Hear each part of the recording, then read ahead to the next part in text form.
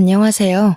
저는 아주 기가 막힌 일을 겪고 난 뒤 한동안 사람 만나는 것이 무서워 집 밖으로도 나가지 못했던 40대 여성입니다.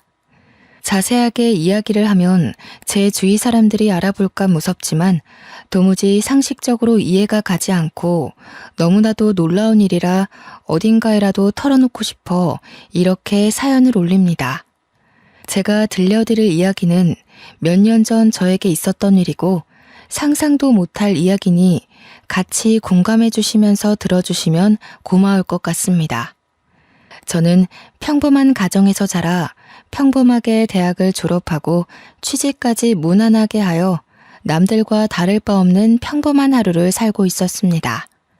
30대가 넘어서자 저희 부모님은 제가 결혼을 하지 않는 것에 대해 걱정을 하기 시작하셨고 30대 중반부터는 매일 주말마다 선을 보러 다녔죠. 저희 남편은 선자리에서 만났고요. 처음 봤을 때는 선한 인상에 말투도 그렇고 행동도 하나하나 저를 배려해주는 모습이 의도하지 않아도 자연스럽게 나타나 이 사람이면 결혼해도 좋겠다 싶었습니다. 단 한 가지 마음에 걸리는 것은 홀어머니를 모시고 산다는 것이었죠. 아무래도 어딜 가나 고부간의 갈등에 대한 주제는 늘 불타오르지 않겠습니까? 그래서 저는 그 부분이 매우 걱정되어 이 남자와는 결혼을 하지 못하겠다 싶었습니다. 하지만 하루를 더 보고 이틀을 더 보고 하다 보니 자연스럽게 남편에게 푹 빠지게 되더라고요. 저를 배려하는 것은 늘 기본이고 저를 위한 행동을 하더라도 절대 생색내지 않는 요즘은 잘 보기 힘든 그런 친절한 남자였어요. 나에게 이 정도로 잘해주는데 결혼을 한다고 저 행동이 모조리 바뀔까 하는 생각이 자연스럽게 들었고요. 저희 부모님도 제 남편을 보고는 성품이 참 괜찮은 사람이라고 더 볼 것도 없이 결혼하라고 마음에 들어 하셨죠. 저는 시어머니를 모시고 살더라도 이 남자와 한평생을 함께 하겠다는 마음으로 결혼을 결심했습니다. 물론 친정 부모님도 처음에는 찬성하셨지만 시어머니를 모시고 살아야 한다는 부분에서는 좀 탐탁치 않아 했어요. 남편은 2배, 3배 훨씬 더 잘하고 저를 아끼고 사랑해주겠다고 부모님께 서약까지 했습니다. 그렇게 조용조용한 시어머니와 저희 부모님의 상견례가 끝나고 일사천리로 결혼까지 진행이 되었습니다.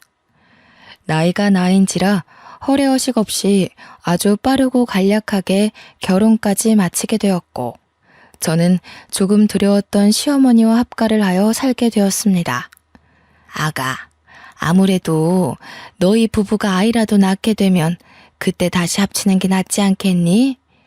내가 우리 아들의 욕심 때문에 너희와 함께 산다지만 신혼부부와 함께 살자니 내가 영 편치가 않구나.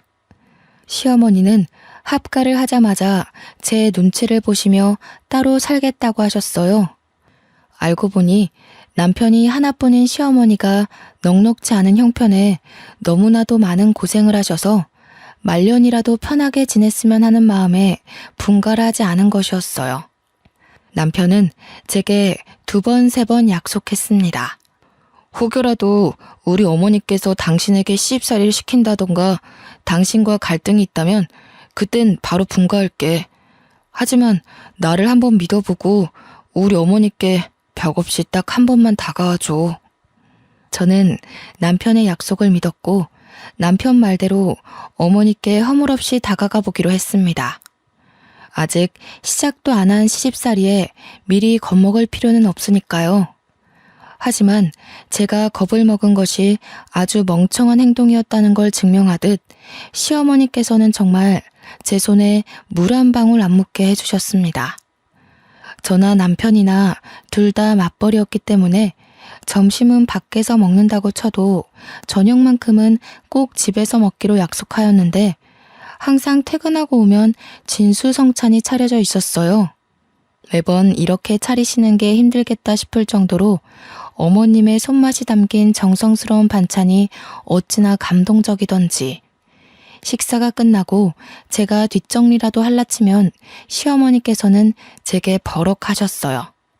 그 귀한 손을 물을 왜 묻혀? 그렇게 쓰는 손 아니다, 아가야. 내가 아직 정정하니 집안 살림은 내가 하게 해주련? 그래도요, 어머님, 설거지 정도는 제가 할 수 있는걸요. 바깥일 하고 와서 무슨 설거지를 한다고 그래. 우리 아들이 하면 모를까. 우리 아가는 들어가서 씻고 얼른 누워 자. 내일 아침에도 출근해야 하는데, 응? 가서 쉬어, 어서. 저는 어안이 벙벙할 정도로 공주님 대접을 받았습니다. 저희 친정에서도 저를 이렇게까지 대접해주지 않았었는데 말이에요. 남편은 저에게 오히려 어머님과 같이 사는 게 불편할 수 있는데 내색 한 번 안 해주고 고맙다면서 저를 더 아끼고 사랑해 주었습니다. 저는 이 모자의 사랑과 친절, 그리고 배려까지 한 몸에 받으면서 몸둘 바를 모를 정도로 행복한 하루하루를 보내고 있었어요. 저희 친정에서도 시댁 잘 만났다며 저희 집으로 시어머니 몸보신하시라고 각종 좋은 재료들을 보내주시고 시어머니는 그 재료들로 제게 사내 진미를 맛보게 해주시고요. 남편이 시어머니께 용돈이라도 드리면 그 돈을 차곡차곡 모아서 저 맛있는 거 사주신다고 밖에 나가 한아름 장도 보시고 저에게 잘 어울릴 것 같다면서 쑥스럽게 스카프를 내미시기도 하시고요.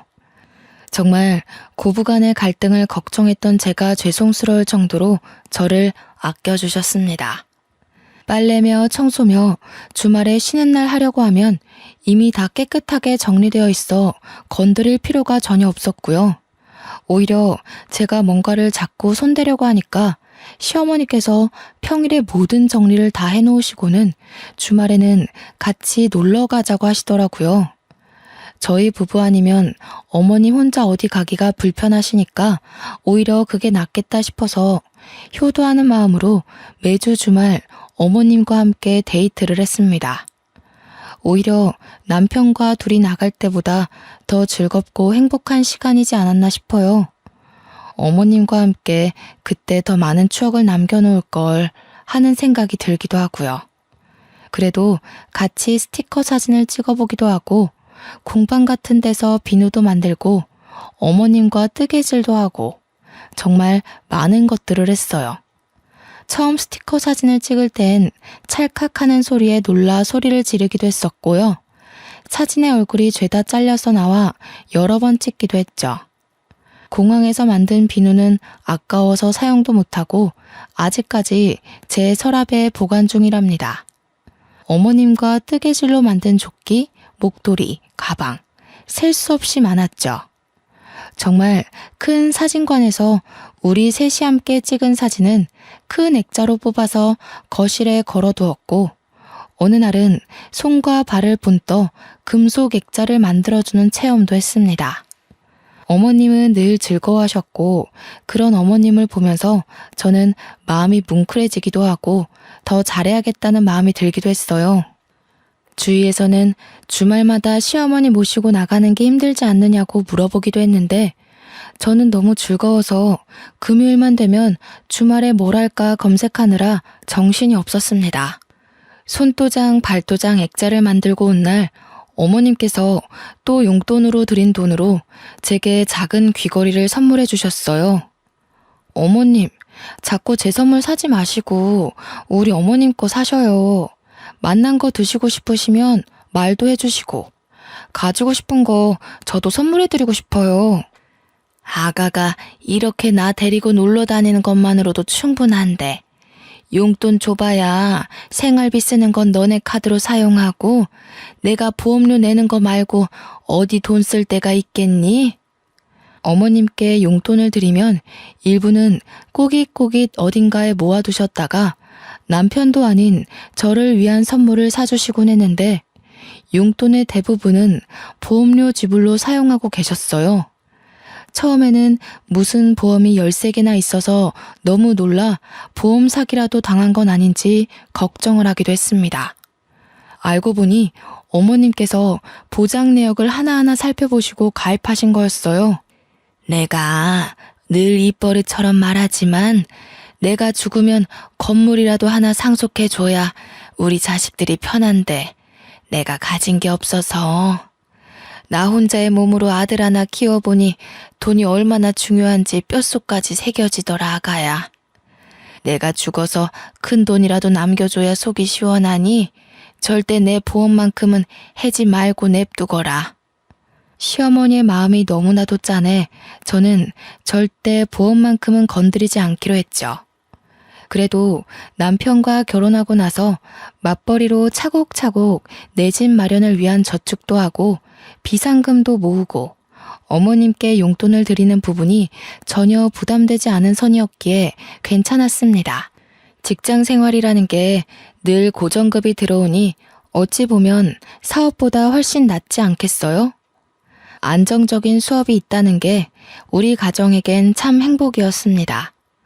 제가 딱 2개, 저희 시어머니와 살면서 불편했던 게 있다면 첫째는 알레르기 때문에 회를 전혀 드시지 못한다는 것. 저는 어릴 때부터 횟집 사장님과 결혼할 거라고 외쳤던 날생선 킬러였는데 어머님께서 알러지가 있어 날생선을 전혀 드실 수 없었습니다. 그래서 회사에서 점심때 초밥이나 회덮밥 정도 먹는 걸로 제 마음을 달래야 했죠. 결혼하고 딱 2번 남편이 어머님께 말씀드려 코스 요리로 회 요리를 먹으러 갔었네요. 그때도 어찌나 죄송하던지 어머님께 우동이나 덮밥 같은 다른 요리라도 드시면 되니까 같이 가자 했는데 둘이 데이트하라고 보내주시더라고요. 커피를 사서 집으로 돌아오는데도 마음이 편치 않았던 터라 제가 그냥 회를 덜 먹는 걸로 결심했죠. 내가 얼마나 놀랐었는지. 그날이 군대 복귀하는 날이었거든. 그전까진 우리 형편이 좋지 못해서 회를 먹으러 간다는 생각을 못했던 거지. 내가 군대 선임이랑 한번 횟집 가서 광어회를 먹었는데 너무 맛이 좋은 거야. 그래서 휴가 나가면 어머님을 꼭 모시고 가야겠다 다짐을 해서 어머니와 함께 횟집에 간 거지. 자기 많이 놀랐겠네. 갑자기 어머님 알레르기 증상이 올라와서. 하필이면 복귀하는 날 점심에 그런 거였어. 같이 회를 먹고 있는데 어머니가 갑자기 목을 막 긁으면서 숨이 안 쉬어진다고 하시는 거야. 119 부르고 나는 복귀 시간 코앞이라 발 동동 구르고. 근데 우리 엄마가 쓰러지셨는데 어떡해. 영창 가도 어쩔 수 없다 하면서 병원으로 달려가 어머님 곁을 지켰지. 그래서 군대는 어떻게 됐어? 나중에 생각이 났지. 병원에서 부대로 전화를 걸었지. 부대는 다 뒤집어졌다는 거야. 내가 탈영한 줄 알고. 나 잡으러 헌병 출동한다 그러고. 다행히 어머님 아픈 거랑 다 병원 기록으로 증명이 되어서 호되게 혼나고 몰래 덮어주셨어. 남편은 그 뒤로도 회가 싫다고 했지만 또 저를 위해서는 같이 자리를 지켜주며 잘 먹어주었습니다. 이런 배려를 보여주는 내 사랑스러운 가족들을 어떻게 싫어할 수 있을까요? 저도 마음이 활짝 열리자 어머님도 저를 더 아끼고 사랑해 주셨죠. 하지만 또 한 가지 어머님에겐 절대 남이 건드려서는 안 되는 것이 있었습니다. 그게 제가 불편했던 2번째 이유인데요. 바로 애착 이불이 없으면 잠을 못 주무신다는 것이었습니다. 아가야, 내 이불 못 봤니? 그거 너무 때 같아서 빨래하려고 세탁기에 넣어뒀어요. 안 된다. 그거 절대 빠는 거 아니야. 아가, 제발 내가 부탁했잖니. 다른 건 몰라도 내 이불만큼은 절대 건드리면 안 된다고 내가 그렇게 말을 했는데. 죄송해요, 어머님. 제가 깨끗하게 빨아드리려고 잘해보려고 한 건데. 다른 건 다 가져가도 좋고 버려도 좋은데 저 이불만큼은 절대 건드리면 안 된다. 알겠어? 저거는 내가 죽어서도 나랑 같이 묻어줘야 하는 내 귀중품이야. 저는 어머님의 화내는 모습을 처음 봐서 너무 놀라웠고 마음이 쿵 내려앉는 것 같았죠. 생전 저에게 화 한 번 낸 적 없던 어머님이셨는데 애착이불과 관련해서는 항상 저에게 히스테릭한 모습을 보여주셨어요. 여행을 갈 때는 당연하고 어딜 가더라도 잠이 들 땐 꼭 애착이불을 늘 품에 지니고 계셨습니다. 저는 솔직히 너무 너덜너덜하고 꼬질꼬질한 더러운 애착이불을 깨끗하게 한번 삶기라도 했으면 했지만 제가 이런 소리를 하면 어머님께서 버럭하셨기 때문에 결국 포기했어요. 아가야, 내가 늙어서 그런지 아주 머리털이 몽땅 다 빠지려나 보다. 내 이불에도 머리카락이 얼마나 붙던지. 이러다가 대머리 되면 어쩌지? 어머님, 제가 탈모 샴푸라도 하나 가져다 놓을게요. 저는 어머님께서 이불에 머리카락이 붙는다고 하셔서 애착 이불에다가 돌돌이라도 돌려 머리카락만 정리를 해드려야겠다 싶었습니다. 어머님 이불을 가져와 열심히 머리카락을 정리하고 있는데 어머님께서 불같이 달려와 이불을 빼앗더라고요. 저는 조금 황당하기도 하고 너무나도 서운한 마음이 들었죠. 어머니, 빨래 하려던 거 아니고 그냥 붙어있는 머리카락만 정리해드리려고 했어요. 아가, 마음은 잘 알겠는데 내가 이불이 없으면 불안해서 그래. 내가 정리할 테니 내 이불에는 신경 쓰지 말거라. 알겠지? 저는 그 뒤로 눈에 보여도 이불에는 신경 안 쓰기로 굳게 다짐했죠. 죽어서도 꼭 같이 묻어달라고 하시는데 제가 뭘 더 어떻게 할 수 있겠어요? 그렇게 서로의 불편함은 건드리지 않고 하루하루를 살다 보니 너무나도 감사하게 저에게 새 생명이 찾아왔습니다. 같이 산부인과에 가서 아가의 첫 심장 소리를 들었을 때 남편과 시어머니는 눈물을 줄줄 흘릴 정도로 감동을 했죠. 우리 아가가 이렇게 효도를 하는구나. 새 생명이라니. 나에게 손주가 찾아오다니. 우리 아가 절대로 몸 조심해야 되니까 앞으로는 집에서도 누워만 있거라. 응? 그래. 회사도 휴직을 하던지 그만두던지 하자. 우리 그래도 모아둔 돈도 꽤 있고 내가 이번에 승진도해서 월급도 올랐으니 당신은 태어날 우리 아이 생각하면서 태교만 해. 저는 만삭이 될 때까지 일을 할 생각이었지만 가족들의 만류로 어쩔 수 없이 휴직계를 내게 되었습니다. 너무 일찍부터 육아휴직을 쓰는 것이 아닌가 싶긴 했지만 10년 가까이 다닌 회사였기 때문에 사장님께서도 저를 많이 배려해 주셨어요.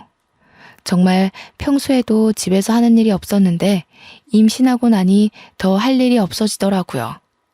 제가 화장실이라도 가려고 일어나면 어머님께서 와서 무슨 일이냐 하고 안절부절 제 옆을 못 떠나시고요. 병원에서 아가 자궁이 약해서 푹 쉬라고만 했잖니. 늙은이가 주책이지? 화장실 한번 갈 때마다 불안해서. 아니에요, 어머님. 이렇게 신경 써주시니 제가 건강하게 잘 버티는 거 아니겠어요? 그래도 가끔 동네 산책 30분 정도는 좋다고 하던데 저랑 산책이라도 가실까요? 내내 집에만 있어서 몸이 찌뿌둥했는데 잘 됐다며 어머님과 저는 매일같이 하루에 30분, 많게는 1시간이 넘도록 공원 산책을 즐기게 되었습니다.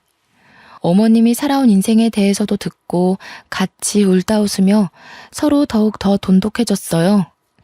그날 저녁 남편이 급하게 다른 지역 출장을 간다고 떠나게 되었습니다. 회사에서 승진을 하고 연봉이 훌쩍 오른 대신 출장이 점점 잦아지고 퇴근도 늦어지고 했어요.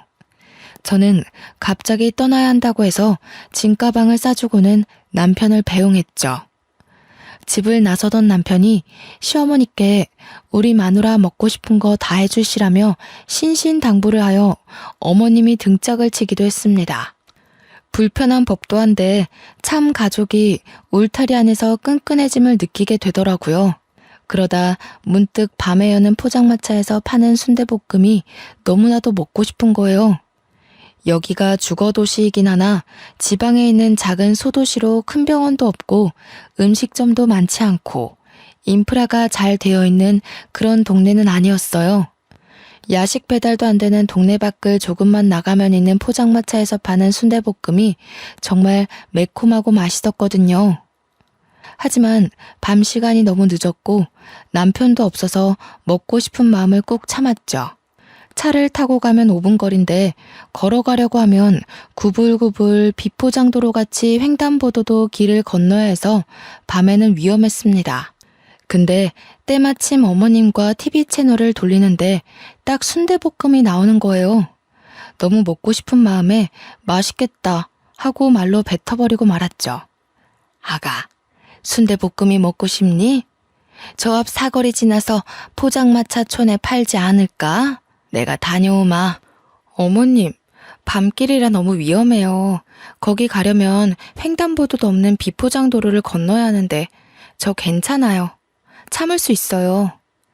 우리 손주가 먹고 싶다는데 어떻게 참니? 아가, 거기다가 네 남편이 하는 말 들었지? 먹고 싶은 거 다 해주라고. 내가 후딱 갔다 오마. 제가 여러 번 말렸지만 어머님은 듣지 않으셨어요. 같이 가자고 말했지만 야밤에 위험하다면서 혼자 성큼성큼 가시는 거예요. 저는 걱정이 되어 이러지도 못하고 저러지도 못하고 발만 동동 구르면서도 순대볶음 생각에 침이 절로 고였습니다. 하지만 늘 제 생각처럼 모든 일이 행복하게만 흘러가지 않더라고요. 정말로 제가 우려했던 대로 횡단보도가 없는 어둑한 길을 건너시다가 시어머니를 채 보지 못한 엄청나게 큰 냉동 탑차가 시어머니를 치고 말았습니다. 교통사고가 아주 크게 났고 결국 저희 어머님은 세상을 떠나시게 되었습니다. 처음 응급실에서 전화를 받았을 때 저는 아무것도 하지 못하고 멍하니 거실에 서 있었어요. 눈물이 줄줄 흘러나오기 시작하면서 남편에게 전화를 걸었고 콜택시를 불러 병원으로 달려갔습니다. 처참한 모습으로 시신이 되어버린 어머님을 보면서 제 몸에 뭐가 묻는지도 모른 채 어머님을 끌어안고 엉엉 울었습니다. 출장을 나섰다가 연락을 받고 황급히 돌아온 남편은 제정신이 아닌 것처럼 보였습니다. 같이 어머님을 끌어안고 엉엉 울다가 병원 관계자들의 제지로 비켜서게 되었죠. 장례를 준비하고 염을 해야 하는데 저는 임신 중이니까 들어오지 말라고 하더라고요.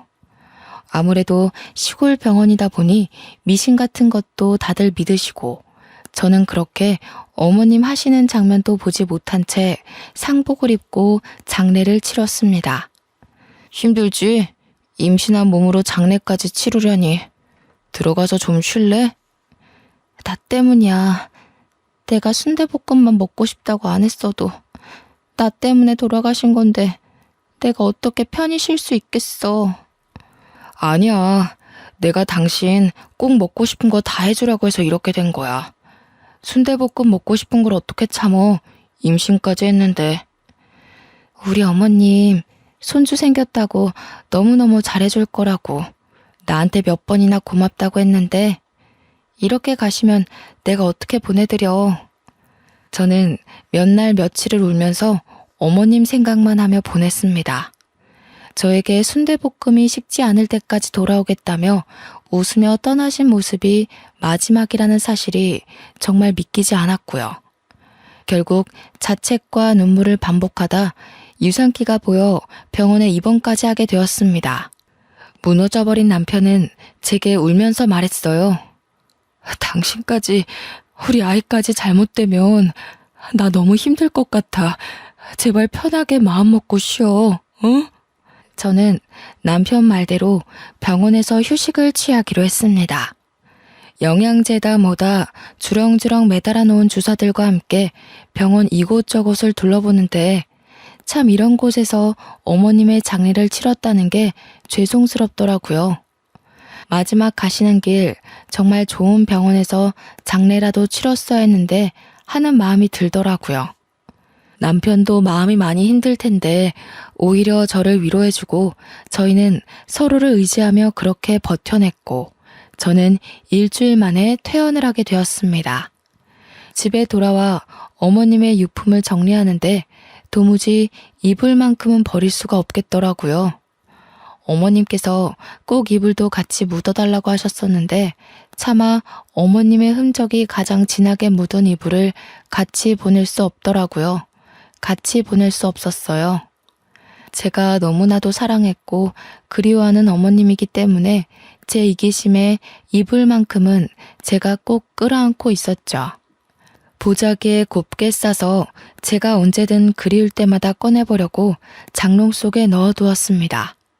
그렇게 정신없이 하루 이틀을 보내고 있는데 보험회사에서 연락이 막 오더라고요. 어머님께서 살아생전 들어놓으셨던 생명보험들에서 사망신고가 접수되었으니 보험금을 수령하라는 연락이었어요. 남편 통장으로 모두 수령을 했고 그 금액에 저희는 2번 놀라고 말았습니다. 무려 20억가량의 보험금이 통장으로 들어온 거예요. 생전에 건물 한 채에 못 물려주고 미안하다고 몇 번이나 제 손을 잡고 쓴웃음을 짓던 어머니께서 보험금을 이렇게 남겨주시다니 저는 또 한 번 눈물을 터뜨렸죠. 남편은 그동안 진심으로 어머니와 함께 행복한 추억을 만들어줘서 고맙다고 앞으로 행복하게 살자고 하더군요. 저희는 그렇게 새로운 출발을 결심했습니다. 하지만 그것도 잠깐이었어요. 아주 충격적인 일이 그 이후에 발생했습니다. 제가 임신 4개월에 접어들 무렵이었습니다. 집에 갑자기 누군가 찾아왔어요. 남편은 출근하고 없었고 친정 부모님은 여행을 떠나셨기 때문에 집에 찾아올 사람도 없어서 누군가 하고 인터폰으로 밖을 보니 어머님이 서 계신 게 아니겠어요. 저는 너무 놀라 소리도 지르지 못하고 멍하니 현관문 앞에 서 있었습니다. 얘야, 문 열어라. 장례까지 다 치르고 분명 강에 뿌려달라 하셔서 앞으로는 훨훨 여행 다니시라고 강에 뼈가루를 다 뿌리고 왔는데 죽은 시어머니가 문 앞에 서 있다뇨. 저는 놀라서 까무라칠 것 같았어요. 마음을 가다듬고 문을 여니 정말로 시어머니께서 저를 흘겨보고 계신 게 아니겠어요? 뭐가 이렇게 굼떠? 제게 확 쏘아붙이는 시어머니 목소리까지 정말 제가 알던 그 어머님의 목소리와 똑같았어요. 저는 눈물을 줄줄 흘리면서 어머님을 꼭 끌어안아 보았습니다. 얘가 왜 이래? 이거 놔. 귀신인가 싶었지만 정말 살아있는 시어머님의 모습이었습니다. 행색이 조금 꼬질꼬질하긴 했지만 어디서 어떻게 돌아오신 건지 분명 사고당하여 병원에 사망 선고를 받았을 때도 제가 옆에 있었는데 말이죠. 아니 어머니, 이게 어떻게 된 일이에요? 분명 제가 장례까지 다 치렀는데. 얘가 내가 살아 돌아왔으면 감사합니다. 앞으로 잘하겠습니다 해야지 어디 말을 붙여? 그럼 내가 뭐 무덤에서 살아 돌아왔을까봐? 사고당해서 죽은 게 내가 확실해? 나 이렇게 살아있잖아. 시어머니께서 제게 호통을 치며 죽은 게 내가 맞냐고 하니 갑자기 혼란스러웠어요. 분명 제가 시체로 시어머니를 뵙긴 했지만 시신이 차에 심하게 깔려 훼손된 상태였고 저도 시어머니의 말을 들으니 제가 본 게 진짜가 맞는지 의심이 들었고요. 저는 남편에게 전화를 걸어 이 사실을 모두 말했고 남편은 헐레벌떡 집으로 돌아왔습니다. 시어머니와 똑같은 얼굴, 똑같은 목소리를 듣고 남편도 오열을 했고 저희는 시어머니의 말대로 시신을 착각해서 시어머니인 줄 알고 장례를 치렀다고 생각했어요. 어머니, 그동안 어디 계셨길래 3주가 넘도록 행방이 묘연하셨던 거예요? 내가 글쎄 말하자면 긴데 아무튼 사고를 좀 당해서 기억이 안 난다. 이제서야 겨우 기억이 나서 더듬더듬 집으로 찾아왔더니 내가 죽었다지 뭐냐? 배고픈데 뭐 좀 먹을 거 없니? 뭐라도 시켜 먹든 아니면 밥 좀 해와라. 며느리가 돼가지고 빠릿하게 움직이지 않고 못 배워 먹은 것처럼 멍하니 그러고 있니?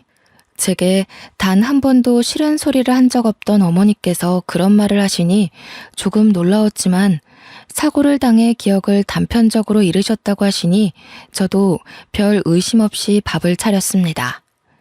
생전에 어머님께서 좋아하시던 나물 반찬을 잔뜩 사와서 밥상을 차리니 젓가락을 탁 놓으시더라고요.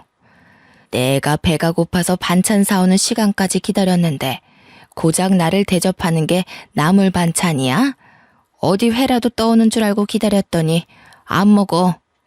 저는 회를 찾는 시어머니에게 의문이 들었지만 3주 만에 다시 찾아오신 건데 고기라도 내어드렸어야 했다고 생각하면서 죄송하다고 했죠.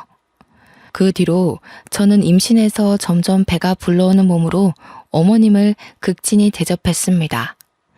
저에게 단 한 번도 시킨 적 없었던 속옷 빨래도 직접 하고 어머님 잠자리에 드실 자리끼까지 손수 준비했죠. 어머님은 당연하다는 듯 저의 대접을 받으셨지만 제가 임신 7개월쯤 되었을 때 저는 점점 의심이 들었습니다. 여보, 아무리 생각해도 이상해. 당신은 이상한 부분이 없어? 나도 조금 의심이 들던 참이야. 지난번에 횟감 떠왔더니 아무렇지 않게 드시는 거 봤지? 우리 어머니 알러지 때문에 생선 회를 드시지 못한 분이셨어. 그것뿐만이 아니야.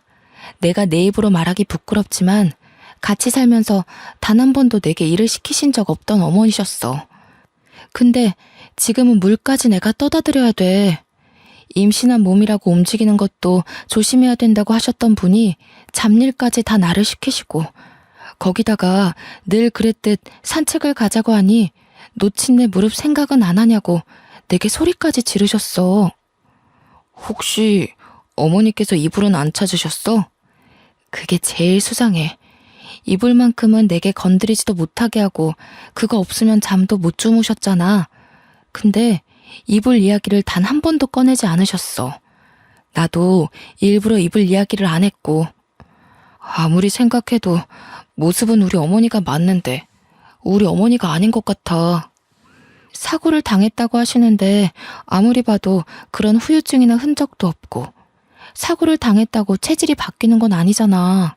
저희는 의심이 확신이 되었고 어떻게 하면 돌아온 시어머니가 우리 시어머니가 아니라는 걸 밝힐 수 있는지 고민을 했어요. 아니라고 하기엔 너무나도 똑같은 얼굴, 똑같은 목소리.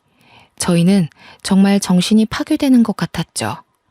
그러다 문득 DNA 검사가 떠올랐어요.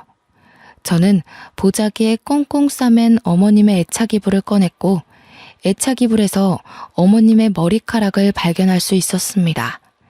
남편과 저는 이불에서 찾은 머리카락과 돌아온 어머님의 칫솔이며 떨어진 머리카락 등을 주어 유전자 검사 기관에 의뢰를 했습니다. 일주일 정도 걸린다는 말에 어찌나 피가 마르던지 정말 상상도 못할 긴장감에 손발이 차게 식는 기분이었습니다. 일주일 뒤 기관에서 연락이 왔고 저와 남편은 한달음에 달려갔어요. 그곳에서 정말 충격적인 결과를 받았습니다. 99.9% 일치한다는 결과였어요. 유전자가 일치한다니 그 말은 즉슨 저희 시어머니가 맞다는 이야기가 아니겠어요? 저와 남편은 정말 이 사태를 어떻게 받아들여야 할지 정신이 나가버렸습니다. 하지만 유전자까지 일치하는 마당에 가짜라고 의심할 수도 없는 상황이었습니다. 저는 점점 불러오는 배를 움켜쥐고 어머니의 수발을 더욱 열심히 들었습니다. 빨래할 때 내 거는 과일향 말고 시원한 냄새가 나는 세제를 쓰라고 했잖아. 그거 하나 못하니? 어머니 원래 과일향 나는 세제를 좋아하셔서 비누도 그렇고 전부 과일향으로 사용하셨잖아요. 그건 그때고 지금은 지금이지. 그리고 반찬이 왜 이렇게 부실해? 매일 밥상에 고기는 꼭 올라가야 하는 건 몰라? 우리 아들 이렇게 고기도 못 먹고 지내는 거니? 너네 돈이 없어? 어머니 원래 나물 반찬만 드셨잖아요. 그리고 그이도 저녁에 고기 먹으면 속이 부대낀다고 잘 안 먹고요. 따박따박 말대답하는 것 좀 봐. 너네 친정에서 그렇게 가르치디? 항상 우리 친정 부모님께 감사하다고 인사하시던 시어머니의 모습은 온데간데 없고 친정을 운운하며 저를 혼내는 어머니를 보면서 너무나도 서글펐어요. 도무지 어떤 사고가 났길래 사람이 저렇게까지 변할 수 있나 무섭기까지 했죠. 어머니, 도대체 그날 순대볶음 사러 간 날 어떤 사고를 당하셨길래 이렇게까지 성격이 바뀌신 거예요? 뭐야, 지금 내 성격이 더럽다는 거야? 너 지금 나한테 욕하는 거니? 어? 저는 점점 마음의 문을 닫고 어머님과 대화하는 시간을 줄였습니다. 이게 바로 처음에 고민했던 고부간의 갈등인가 싶기도 했고요. 그러던 어느 날 남편과 어머님과 저 셋이 근교에 밥이라도 함께 하러 나갔는데 정말 또 한 번 의심하게 되는 발언을 어머님께서 하셨어요. 내가 사망 선고 받으면서 받은 사망보험금이 꽤 되는 걸로 알고 있다. 내가 알아보니 대충 봐도 20억은 되는 것 같던데. 나도 노후를 좀 즐기면서 살아야지 않겠니? 언제까지 이딴 시골에서 심심하게 살 수도 없고. 보험회사에 전화해보니까 이미 지급도 다 됐다고 하던데. 그거 내 몫이기도 하니까 반은 너네 줄 테니까 반은 나한테 주렴. 상식적으로 본인의 사망보험금이 얼마 나오는지 알아볼 필요가 있을까요? 어차피 죽어야지만 받는 돈인데 그걸 계산하고 있다는 게 도무지 이해가 가지 않고 납득이 되지 않았습니다. 남편과 저는 이건 아니다 싶었고 어떻게든 결정적인 증거를 찾아야겠다고 생각했습니다. 아무리 생각해도 성품이 곱고 천성이 아름다웠던 저희가 알던 시어머니가 아니었거든요. 그러다 문득 생각이 났습니다. 예전에 매주 주말마다 놀러 다니면서 공방에서 만들었던 손도장 액자가 말이죠. 손도장 액자가 정교한 금속으로 본떠 만든 거라 지문이 그대로 찍혀 있었어요. 저는 정리해둔 상자에서 어머님과 함께 만들었던 손도장 액자를 찾았고 죽이 되든 밥이 되든 어떻게든 해결을 하자고 결심했습니다. 남편과 상의 끝에 경찰을 부르기로 했습니다. 만약 지문까지 일치해서 우리 시어머니가 맞다면 정말 보험금의 반을 드리고 이제 분가하겠다고 우리의 삶을 찾자고 할 생각이었습니다. 지문이 일치하지 않아 남인 것이 밝혀지면 사기죄로 고소를 하자고 생각했고요. 결국 경찰을 집으로 부르고 그동안 있었던 모든 일을 경찰에게 말했습니다. 어머님께서 분명 사고를 당하셨고 저희가 영안실에서 시신 확인까지 마친 뒤 장례를 치렀습니다. 시신은 화장해서 강에 뿌린 탓에 유골로는 DNA 검사를 할 수 없어서 생전 어머님께서 남겨두신 물품에서 채취해 DNA 검사를 했고 요망한 기집애, 나 몰래 DNA 검사까지 했어? 어쩐지 욕실에 칫솔이 없더라니. 그래서 뭐라 그러디? 일치한다고 했겠지. 네, 맞아요. 일치한다고 떴어요. 하지만 저희가 알던 어머님의 모습과 너무 달라 어쩔 수 없이 경찰에 신고를 하게 되었습니다. 아니, 유전자까지 일치하는 마당에 내가 너희의 가족이라는 걸 이렇게까지 부정해야겠니? 키워봐야 소용도 없다더니 은혜도 모르는 것들. 어떻게 이 늙은 노모에게 이런 짓까지 하는지. 지금 말씀하시는 걸로만 추론하자면 이분이 결국 본인들 시어머니가 맞다는 이야기 아닙니까? 그래서 지문 검사를 해보려고요. 지문까지 일치하는지 알고 싶어서요. 저는 손도장을 경찰에게 넘겼고 경찰은 이 사건 자체가 아주 의문이 남는 부분이니만큼 지문 검사를 하겠다고 했습니다. 시어머니께서는 조금 당황한 듯 싶었어요. 배은망덕하게 이렇게까지 해야겠어? 앞으로라도 잘 모시고 행복하게 살자 하면 될 것을. 경찰서로 가지 않으려고 버팅기시다가 결국 경찰에게서 협조 요청을 받자 마지못해 경찰서로 가셨고 그곳에서 지문 채취가 이루어졌습니다. 그리고 모든 사건의 전말을 알게 되었습니다.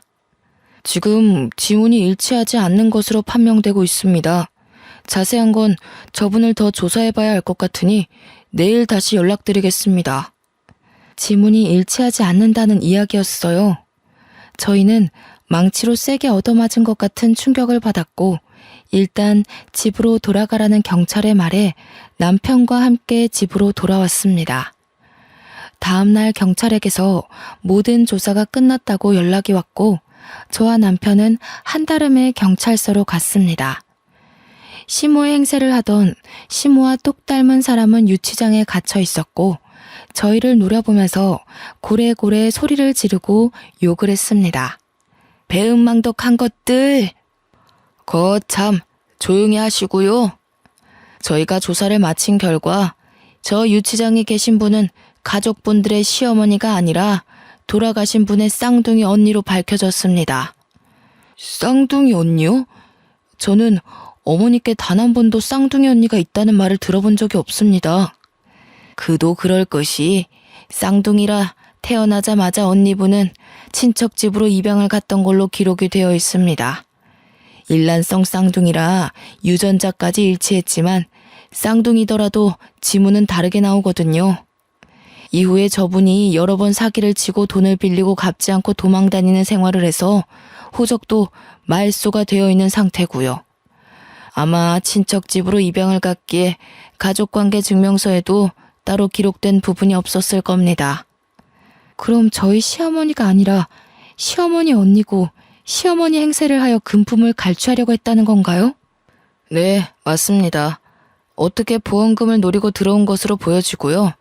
이미 전과가 여러 개 있어서 실형을 면하긴 어려울 것 같습니다. 명의도용 부분도 그렇고 금품을 갈취하려고 했던 증거도 발견되었습니다. 결국 시어머니 행세를 하던 시어머니의 쌍둥이 언니는 그렇게 허무하게 구치소에 수감이 되어 재판을 기다리게 되었습니다.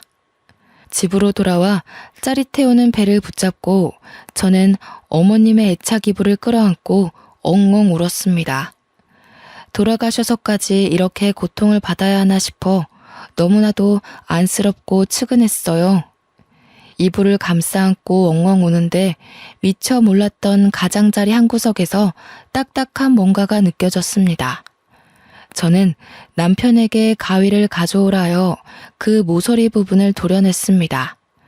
그곳에는 어머님의 인감도장과 통장, 그리고 꾸깃꾸깃 접혀있는 현금 뭉치들이 나왔어요.